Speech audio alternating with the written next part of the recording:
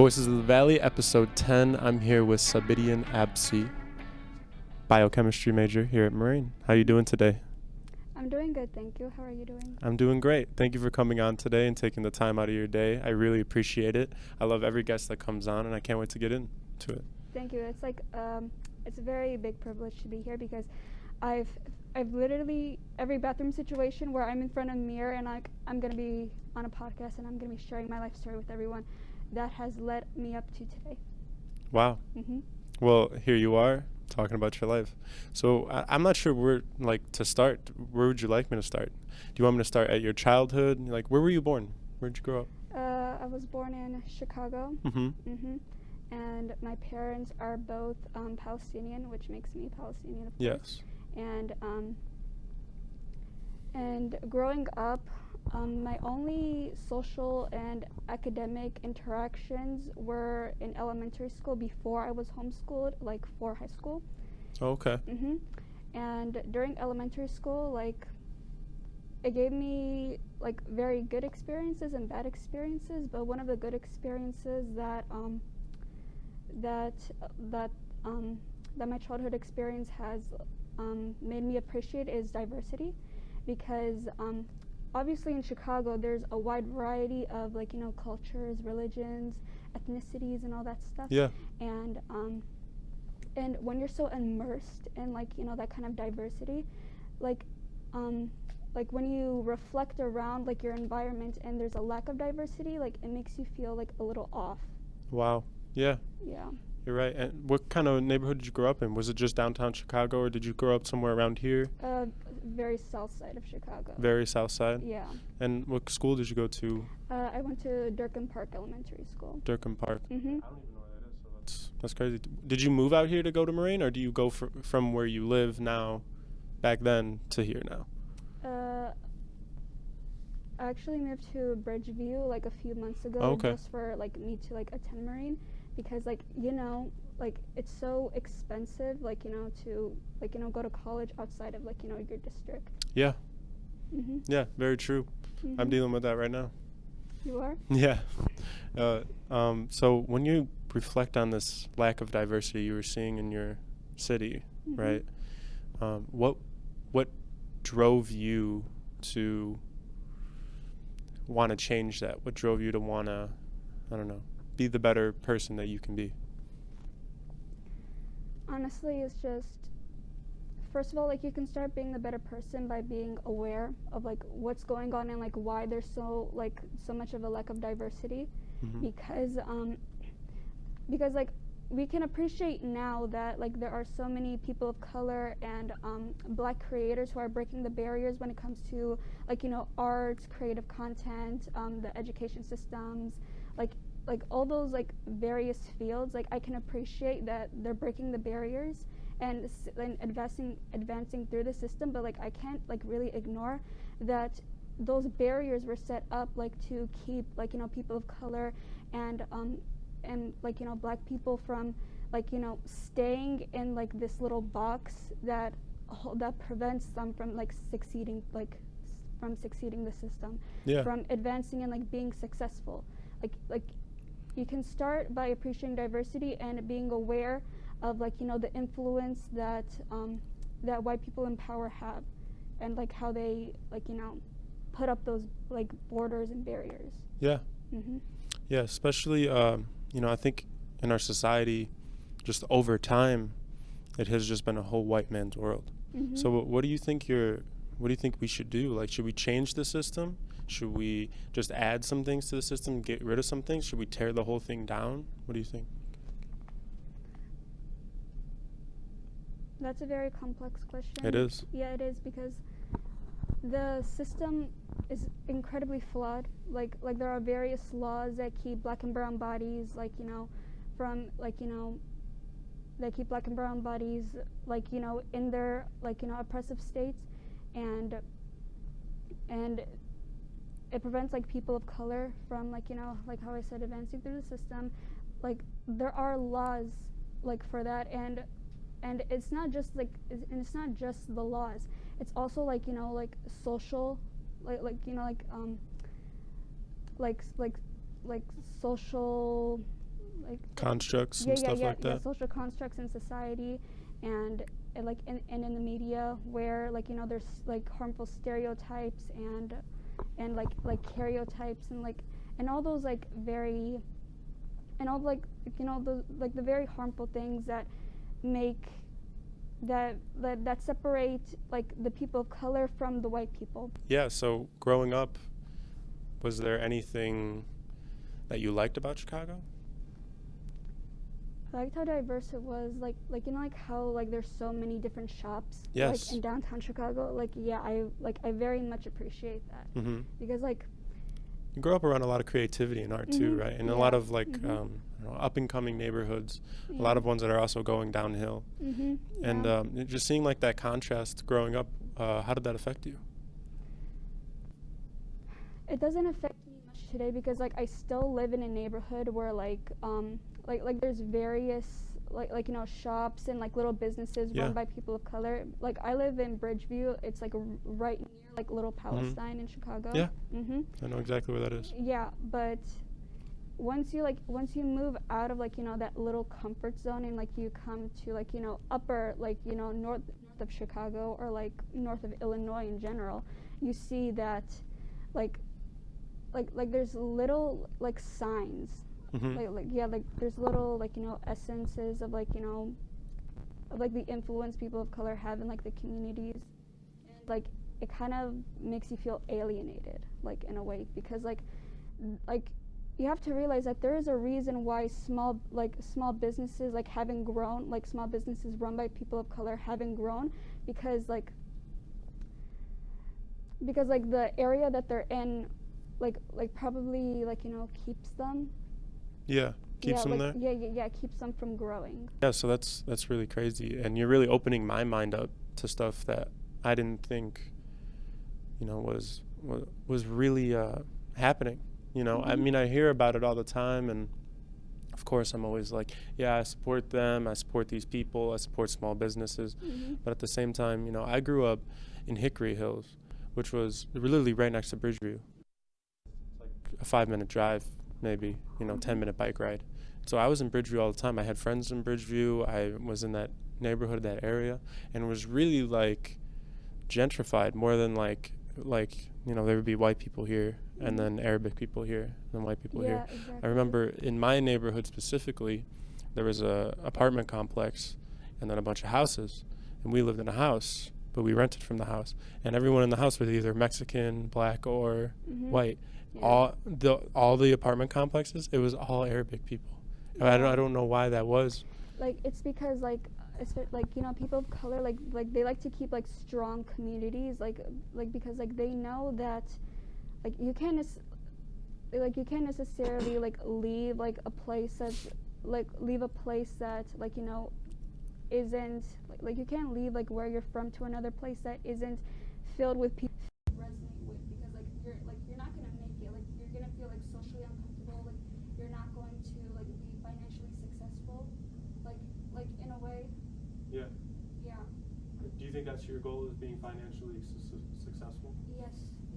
One of my biggest goals is like be financially successful and like stable and like comfortable, because like growing up like the talk of money like when you're younger, and like how your parents like talk about money, like especially like if you don't like they're struggling with like work and stuff like that. Yeah. It really takes a toll like on you. And Same thing. yeah. My family went through a bunch of money struggles. I remember sometimes there was no food in the house. And yeah. I mean, we were part of that, in 2008 when the realty market crashed. We were part of that. We lost our house, and my parents couldn't pay the mortgage, and they couldn't pay any bills, and we barely had food in the house. And there was nothing that our government or this community that really helped us, get back on our feet. And they're still getting back on their feet to this day, and that was what, over 20 years ago? Not even over 20 years ago. I'm sorry. That was a way overstatement. Like, wow. Yeah, it was like 12 years ago. Yeah. Right? And I mean, like, we were fine. We were able to get back on our feet. find a place to live. I still was able to stay in my area. We didn't have to move away. I didn't lose any friends. But That's good to hear. yes, but there are times, I feel like when people are just really down, there's nothing in place other than like, oh, there's like unemployment and some stuff, that, but there's nothing there for like people that don't know how to pull themselves out. Yeah. And what I learned in philosophy here in this school was that when we have a government and we have something that can dictate how we live, there's a social contract being made, right? So you're saying that you can make these laws that take away little bits of my freedom in order for me to get my safety, in order for me to get this and get that. And I feel like our government has really broken that social contract with the safety and with the helping each other. There's no community here. There's no community in America because, I see it on social media all the time. People are like, oh, self-care, self this, self that. Like, yeah, that's what America needs. Just think about ourselves more. That's why we're all fucked up. It's because we don't think about ourselves enough. You know what I mean? Which is not the case. We don't help each other. I mean, I was going into psychology about a year ago, and so is my sister, and she's got a master's in it right now. And she was going to go get a government job, and Lightfoot closed down like 8 to 10 like mental facilities in Chicago, and all those people were just kicked out because we don't have the money for it anymore. You know what I mean? So I'm just like I'm kind of rambling right now, but my overall theme of this speech I'm giving is that there should be more of a social contract with the people and its government.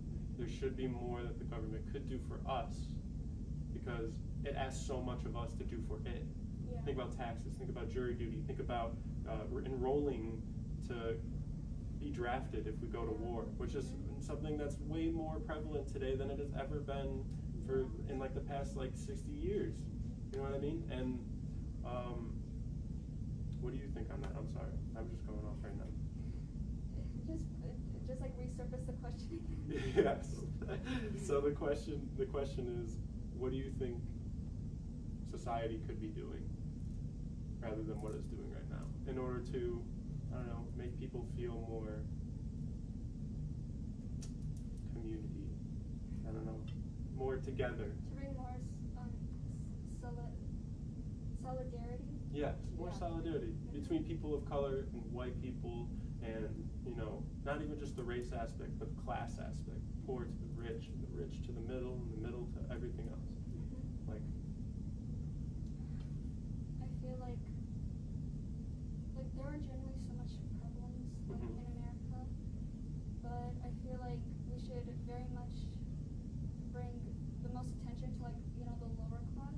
Yeah. Because most of people in poverty are they have lost their jobs due to businesses screwing them over, and we have the biggest homelessness population. We're number 10 in the world. Yeah. For homelessness, and I think number 10 again for poverty as well. And I just find it so funny because our country really prides itself on being great, being able to provide resources for people, and yet at the same time when actual people of color and actual people of color from other countries who cannot survive in their own countries due to the fact that the U.S. government has infiltrated other Yes. other countries. So that's the only reason why they have to move to America in the first place, is that when they go to America in general, they don't necessarily have the resources that America says that they provide. They're again labeled as greedy, as greedy people stealing stealing jobs and stuff from actual American citizens, when that again isn't true. So when you bring more people into a country, it's actually better for the individual. And the reason why that is because that person can go and be a doctor, that person can go and be a lawyer, that person could go and invent the new thing, and so the more people you have in your group that can do those kinds of things, they actually benefit your life more. It's like it's like an economic thing where the more you get, the more positive it feels. You know what I mean? So the more people we have here, the more stuff we can afford, the more stuff we can do, because those people are going to be, some of those people are going to be great people. Are some of those people going to be bad people? Yes, because it's just the way of the world. There's bad people. Yeah. And that doesn't mean you should judge people that are coming in. So I think that's a big point in what I think you were saying, is that, you know, people just really need to stop judging these people that are coming across the seas because they are forced to, because our countries are, my country is bombing the country that they're coming from. Yeah. You know what I mean?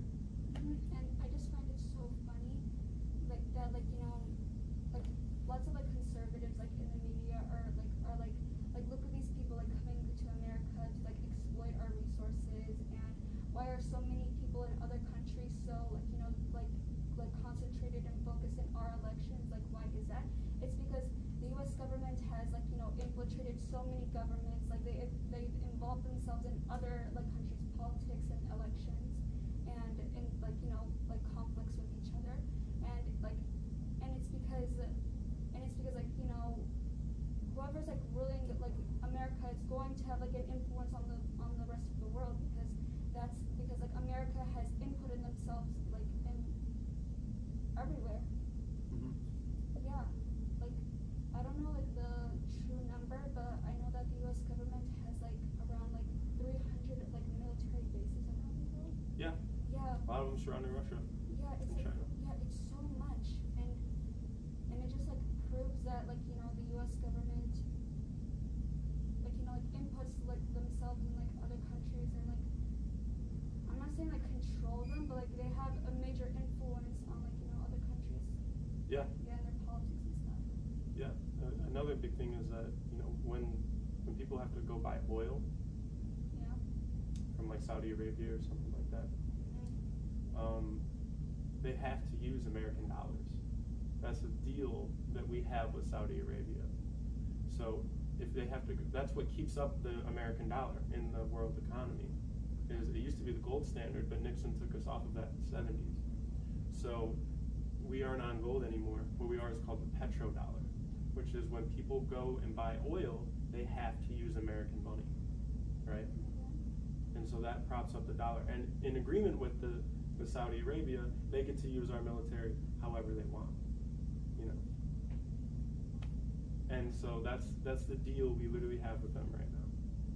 And I don't know, what do you think about that? I know that Saudi Arabia in the Middle East is a very controversial country. It is a very controversial country. Yes. I know that they're committing pretty much genocide in Yemen right now. Yeah, they are. I have to be honest, I'm not like thoroughly educated like on this issue, but I really do know that like, you know, how American and like Saudi Arabia like they're not considered friends, they're more considered business partners. Yeah, up in Chicago, you're seeing all this, you know, racism, you're seeing all this unfair treatment. And I don't know if you want to talk about this, but I think it'd be very powerful if it was talked about. Has anything happened to you? Any experiences?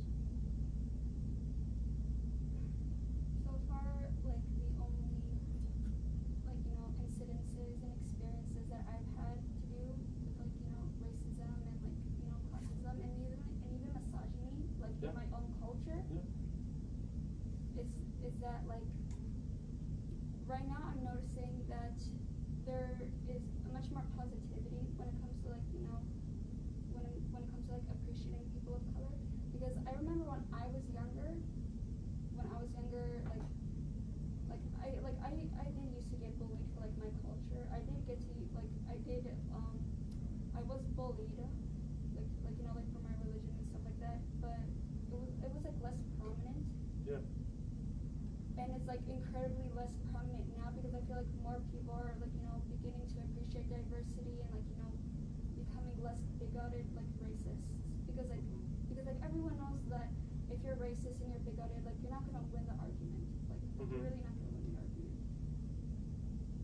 And I more so face like misogyny when it comes to like, you know, things have happened. I know it's hard to talk about, but I think that being out there, people can really relate to it and connect to it because it happens all around the world.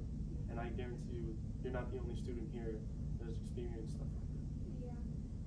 So, like, there's a lot of mansplaining when it comes to, like, you know, being in, like, the science field.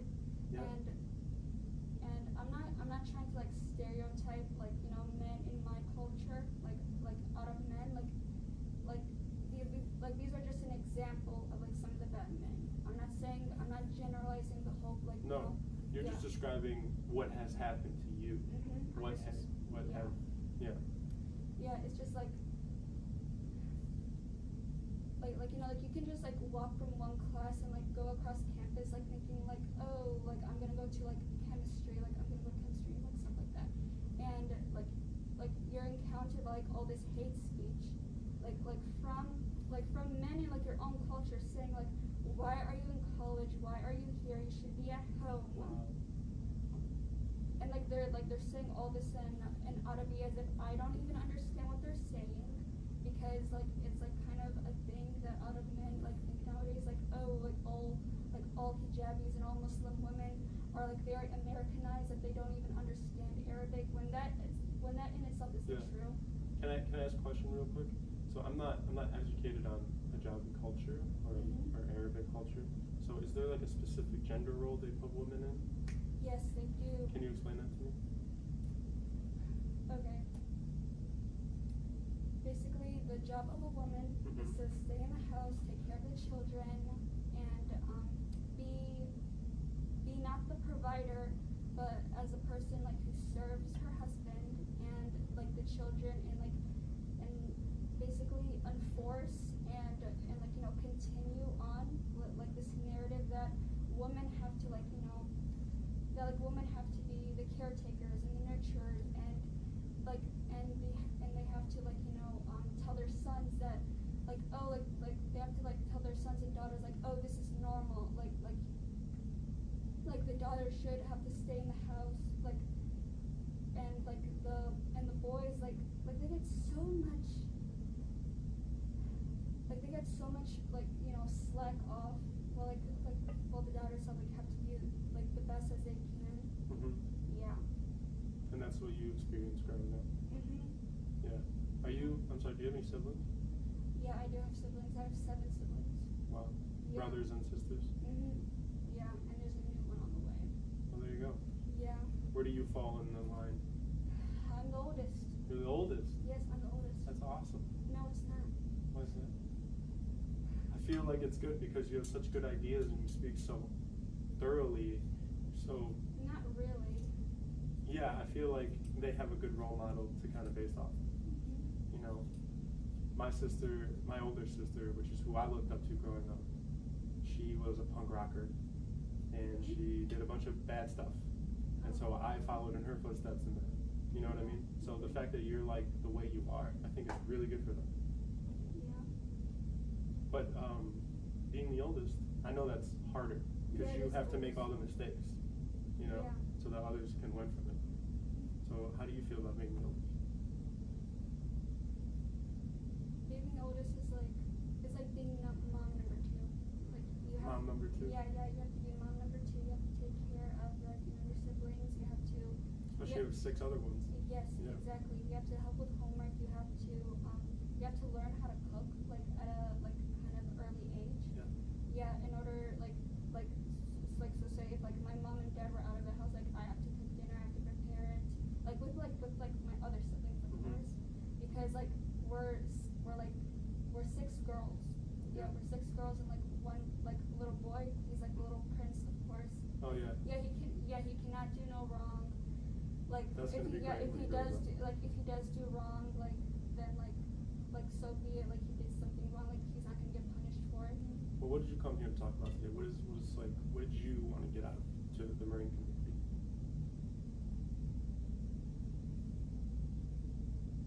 You see, that question is hard because, again, like at this age, I'm like, you know, kind of conflicted by like, you know, my purpose in the universe. Yeah. Yeah. We all are. Yeah. My purpose in the universe and like, you know, like the meaning of life. life, and like yeah, like I have like this scarf on my head, and I know that I'm like, you know, supposed to like serve God, but at the same time it's like there has to be more meaning out there. Like I know, like I want to be a researcher, like yeah, like that's like one of my main goals, but at the same time it's like, is there like much more to life than me just like working my hardest like during my graduate years, and like, you know, and the probability of me getting into like, you know, this high like institution, like this high university, and then like afterwards, like when I graduate, like I would get a job, but at the same time the future isn't set in stone. So at the same time, like I don't know if it's going to be worth it, because I don't like putting effort into anything that isn't permanent, that I know that will, like, you know, that I know that will leave purpose, like for me in the universe. Because like what's the point of me living if I don't, like, you know, if I'm not going to bring much, like, you know, To the world. yeah, to the world. Well, I mean, I think at the end of the day, we're all trying to validate our existence. I mean, the way I think about it is I'm just one little ant that's on a flying rock. It's a floating rock. There's a gravitational pull. Yeah, but it's flying. It's flying Through space. Yes. And I don't even know what space is, you know? Yes, space. And for all I know, there could be other people out there. There could be aliens. You know, it's so hard to wrap my mind around that. At one point, science says that the world, everything that has ever existed ever, was all down to a single atom, and then just expanded. Yeah, and one day all that will be crumbling down. Yeah, and now it's expanding faster. Mm-hmm. You know, it doesn't register in my mind. So I was having this conversation with my dad one time, and you know, I said, Dad, you know, when I think about stuff like that, I feel like my life doesn't matter. Why should I live it? And he was like, well, son, I've asked myself that a lot. And he said, and he looked at me and he said, I chase the laugh. So if I die today, tomorrow I could miss one of those belly crunching, abs hurt, can't stop laughing laughs. And I feel like that is why this consciousness that humans are gifted with is really important. And it's that we can experience things like that. We can experience happiness. We can experience depression. We can experience this consciousness that not everything else has, that we don't know that anything else has.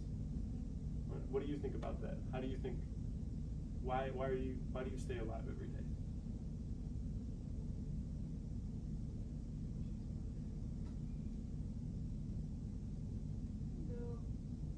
Why do I stay alive every single day? Every single day, what gets you out of that bed?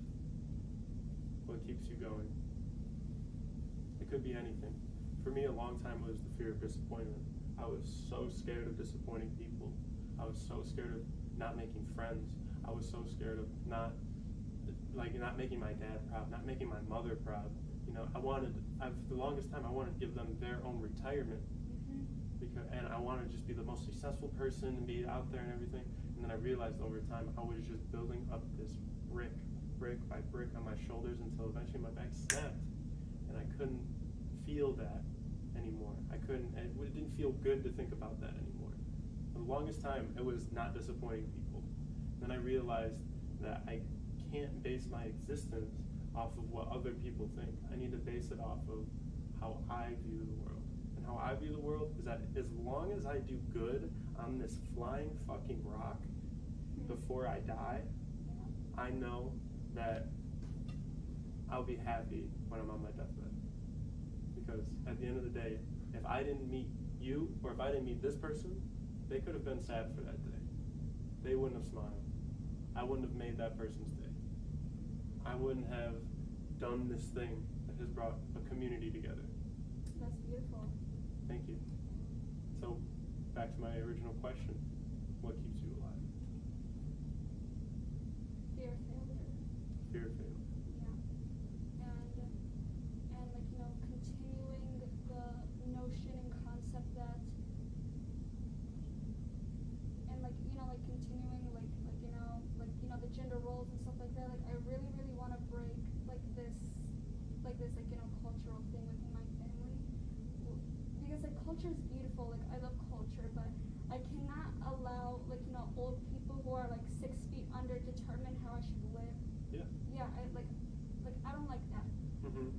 and like I can tell you value your freedom over a lot. Yeah, exactly. And I'm the same exact way, and I think that's where I empathize with you. Mm-hmm. Is that like we both really like our freedom to do what we want. Mm-hmm. Yeah, exactly. And like I really, really want to like contribute to like sciences, like and stuff like that. Yeah. Yeah, because I know that like there's going to be like like little girls like in my culture like and in my religion like who like need a role model like to look up to like, and I really, really want to be like that role model like it's not just like for my family or like for like family friends, but like people in my culture, like especially women in my culture, they need someone to look up to. Yeah. Because like for so long like this is just like a kind of like woman thing, but like at the end of the day like we have to look to ourselves and be like, I'm the only person who can bring myself happiness. Mm-hmm. And like they need like other people like to bring them inspiration and like motivation and stuff like that, and I want to be like one of the featured many like women like who Yeah. are going to like bring that kind of like inspiration and happiness to them. And let me tell you, you're on the right path. Really? Yeah, I see it.